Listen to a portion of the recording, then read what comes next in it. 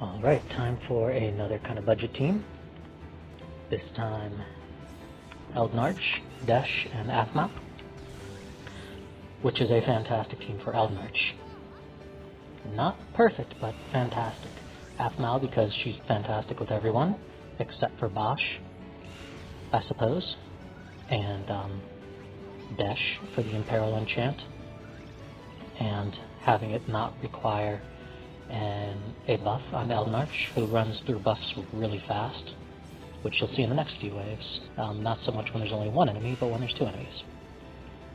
Eald'Narche really wants people who are going to help him out without buffing him, which is not Aphmau, and you'll see Aphmau's buffs constantly run out on Eald'Narche through this run. The thing is, Aphmau's just so good that it doesn't matter. I still haven't found a better replacement for her.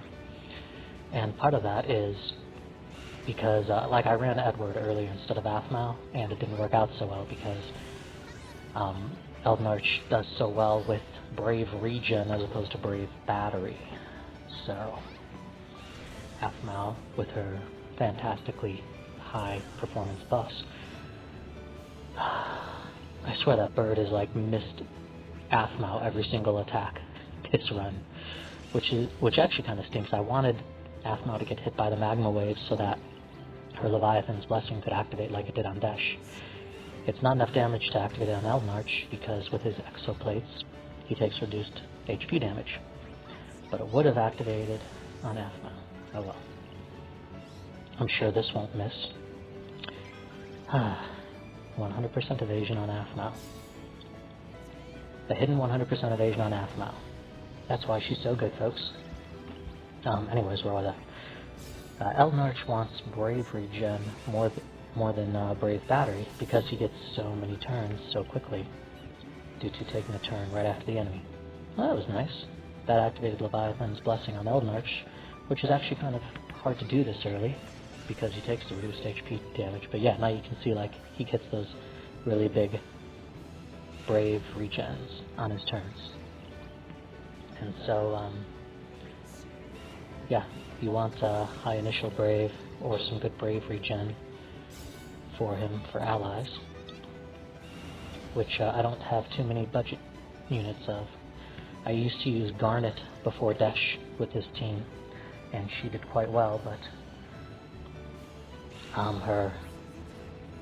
her enchant buff would run out on Eald'Narche quite often, so it's nice. It was nice when I was able to pick up Desch.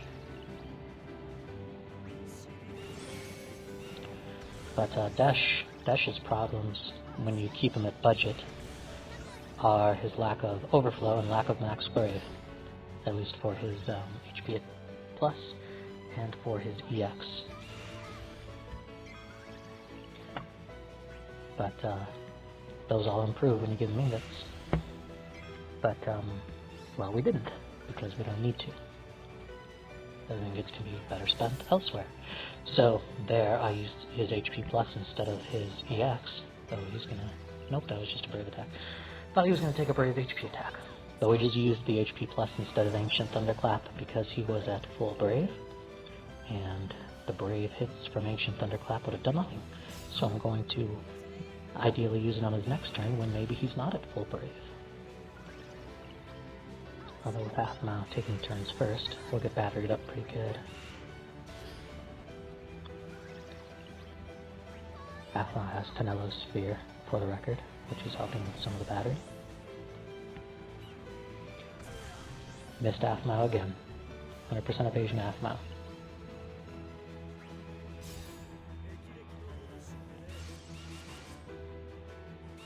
See, his Desch's skill 1 and skill 2 have more overflow right now than his EX.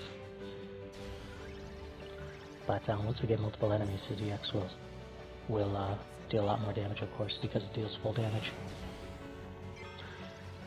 A lot of times when you have units that have EXs that deal full damage across everyone, they if you don't invest Ingots into them, then they have low overflow caps. Excuse me.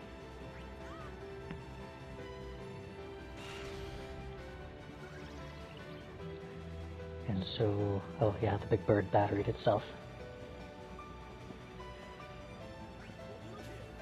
So I used Plasma Stroke to try and bring down its Brave. I should probably, yeah, I'm deciding if I should HP plus or not. But I Stellar Bursted just to be safe.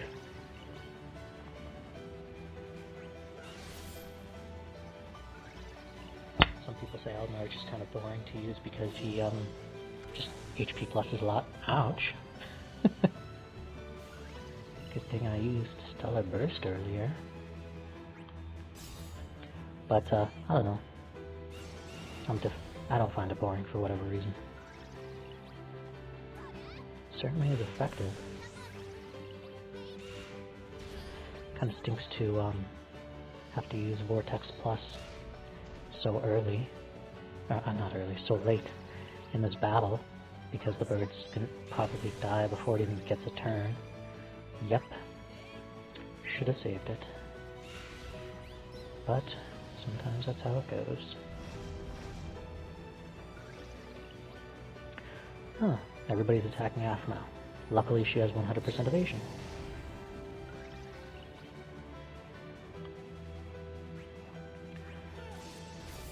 Yeah, I used a lot of Desch's skill 1 there in the first wave. So I guess I'm trying to be a little conservative with his skills. But I guess we should have physical damage resist for this first attack, which I think we have anyways. Yep, we do. And I guess Aphmau doesn't have 100% evasion after all, but it's not going to matter because the Brave damage reduction is so high.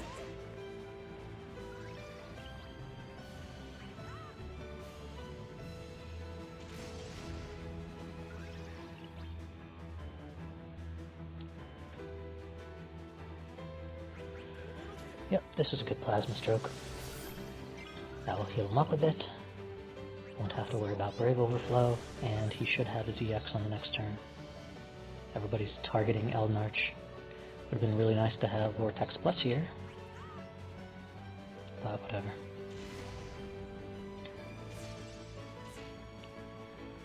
Eald'Narche gets broken, but we don't care because he just gets a turn anyways.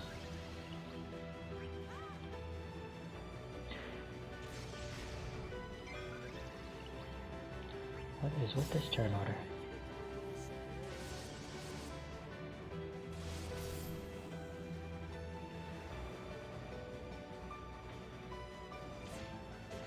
Should I talk about Eald'Narche and Aphmau? I guess I could talk about Eald'Narche. So he has two... Wait, why would I talk about Eald'Narche? Alright, yeah, I'll talk about Eald'Narche. He has two phases.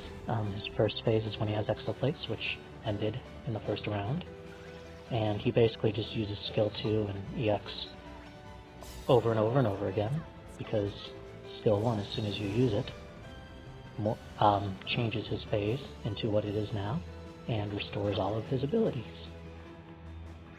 And then his abilities change to what they are now. So Mega Javelin deals Brave damage to one target, and then HP damage right afterwards, and it splashes, 50% splash to the other target, and gives all targets Warp. The Warp debuff lowers defense by a bit, and then gives Eald'Narche a free turn that doesn't count towards turns, but any skills you do use does count. But it's a free turn right after they take their turn, which is extremely powerful if you set it up right. Partially why Eald'Narche is so ridiculously powerful. Eald'Narche is now available in one of those EX token shops, if you want to get him. So yeah, it's a Mega Javelin. Stellar Burst is just multi-brave and split HP attack that adds speed down, or regular speed down. It's really more used for getting his EX charged than anything else. And then Vortex Plus, not the regular version, adds terror to the enemy. So as long as they're targeting Eald'Narche, they don't get to take a turn. And it also increases Eald'Narche's HP damage by a percentage, allowing him to hit really hard. he is extremely powerful. The only time he's not extremely powerful is if there's a bunch of waves, because then you have to reapply all his debuffs. If the enemy resists all debuffs, or if they resist his terror debuff. He gets kind of gimped, but not too bad when they cleanse themselves. And I say not too bad because if they cleanse themselves on an attack, and they're targeting Eald'Narche and they have terror, they won't cleanse themselves. They won't get to take their turn. Oh, so here I'm using Eald'Narche's 265, which increases the length of his debuffs by 2. So now I just applied terror for 4 turns instead of his normal 2, which is extremely powerful. And you can see I have a little 3 underneath him. At some point I'll probably want to reapply Warp with Omega Javelin, but I think Warp ran out anyway, so I'll probably do it right away. So I can get Warp for 4 turns instead of 2. I guess that's kind of a weakness for Eald'Narche, is he can run out of skills pretty quickly, which is why, so I have Noctis as a friend. If I'm going to switch anyone out, it's going to be Eald'Narche. But, you don't want to switch him out when he has Terror and Warp debuffs on the enemy, because Noctis won't be, or the whatever friend won't be able to take advantage of him. Even if you have an Eald'Narche friend, by the way, they can't work off of each other's debuffs. So Terror and Warp on Eald'Narche friend, if they still have it. Let's say an Eald'Narche friend applies Terror and Warp, and then their turns run out, and you swap them back for Eald'Narche, then they won't work for your Eald'Narche. If I'm saying his name right. Some people call him El Nacho. I was always calling him Captain Eye Patch. So, what was I saying? Yeah, he's extremely powerful. Oh yeah, even if bosses cleanse themselves. The only time it's really a problem when bosses cleanse themselves is if they cleanse themselves not on their turn. So, let's say if they cleanse themselves at HP thresholds, then they can remove Eald'Narche's debuffs that way. Or I suppose if you don't get a good amount of bravery gen, then he can't do much. I actually had to pity Eald'Narche on his banner, but his banner was absolutely fantastic. Aphmau was on it, and Garnet was on it. That was an amazing banner. Can't wait for it to come back.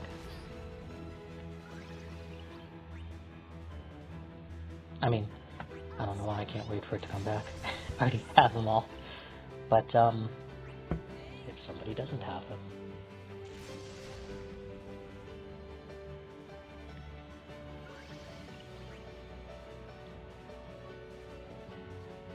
Yeah, I would say Eald'Narche is, if you're trying to figure out who to get in the EX token shop, Eald'Narche is extremely viable. But, that's only if you need them, I suppose. And eventually Eald'Narche will get shut down through, bosses resisting his terror debuff. Eventually. I don't know how long it'll take. I don't really look ahead that much.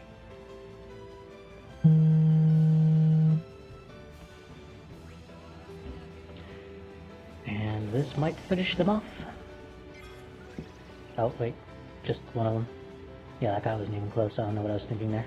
Just making sure I had the anti-magic barrier, which I did not, so I switched to it. Of course, Desch got broken anyways. Doesn't know why I cared that much. This guy's about to die.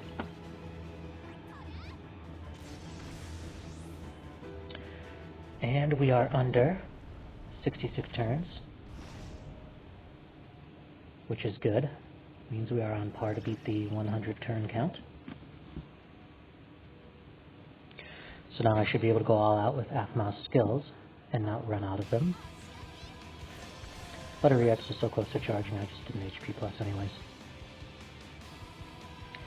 Now it's like, do I Vortex plus or not, because only one of them is targeting Eald'Narche. And then I don't want to, in order to get full efficiency from Omega Javelin. You don't want to use it while your EX is fully charged. Eald'Narche runs out of skills relatively quickly, and so you want to have each skill there to charge his EX. So what I should have done was used Terror first, and then used Omega Javelin, so I wouldn't miss out on those 2 turns right there to get free turns for Eald'Narche. But whatever, nobody's perfect.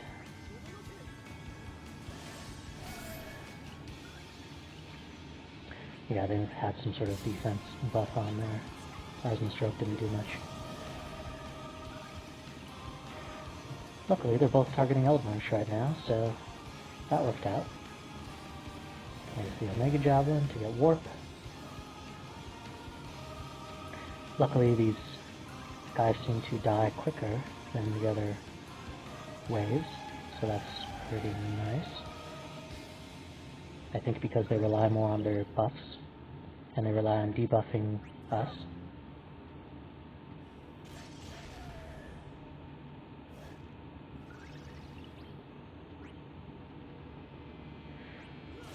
So at this point, it kind of doesn't matter what we do with Desch,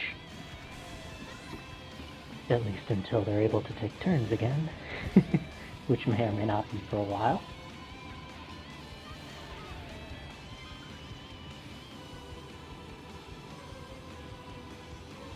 There we go.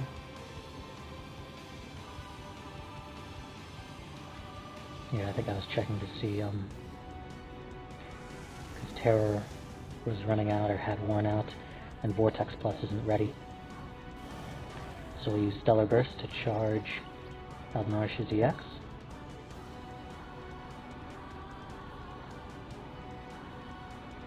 Might as well use Plasma Stroke. There you go.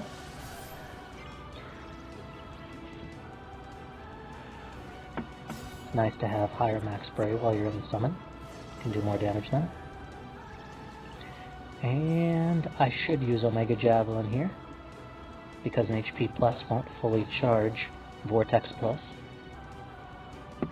by the time Eald'Narche gets his turn again, but, you know, hindsight, I guess.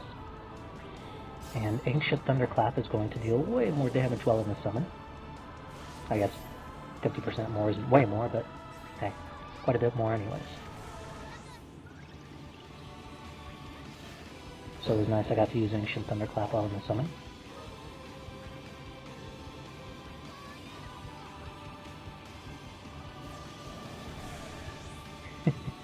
Yeah, they're already down to half HP.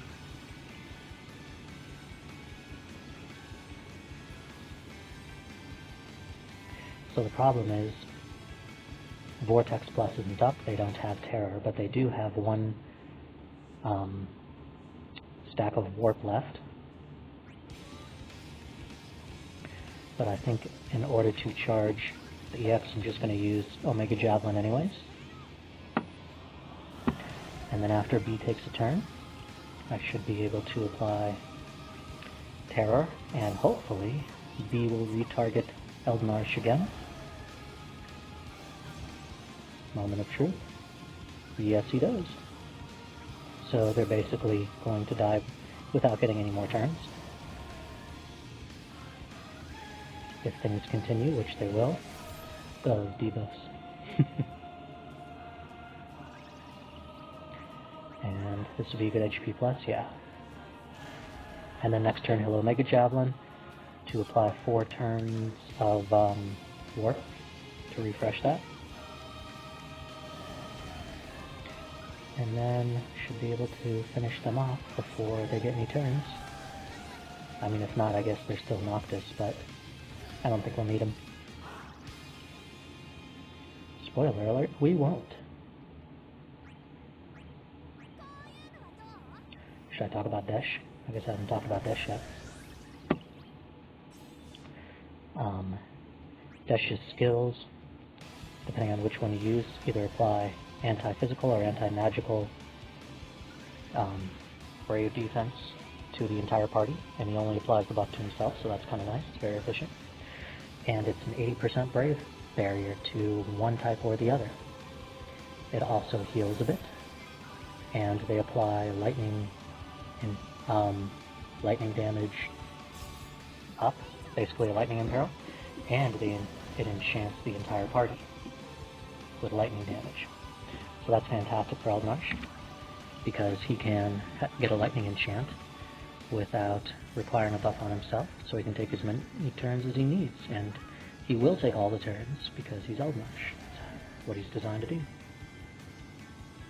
Especially if you have fast enemies. Which these guys aren't the fastest, but they're reasonably fast, I guess.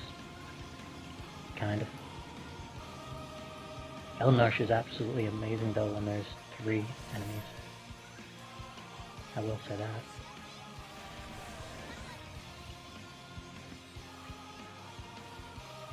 Aphmau still probably better than Eald'Narche overall. Aphmau just fits in every team except like Bosch really well. Aphmau's definitely an MVP. And then if you give her a 3rd ingot, she'll heal too.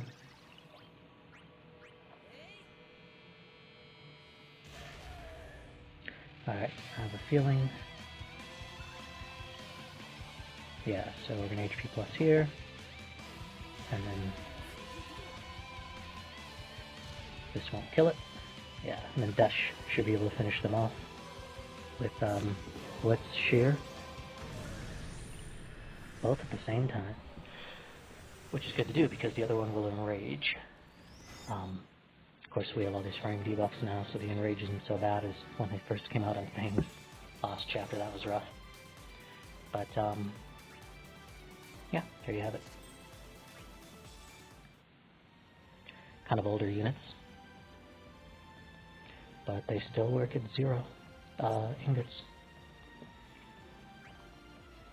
So artifacts for Eald'Narche are quite good, but not perfect. And there's Trey's Sphere, which may or may not be the best, probably not the best one to give him. Desch's are very good, but not perfect. And then Aphmau's artifacts. I tried so hard to get those. I tried so hard to get great artifacts for Aphmau, but it didn't work. Thanks for watching.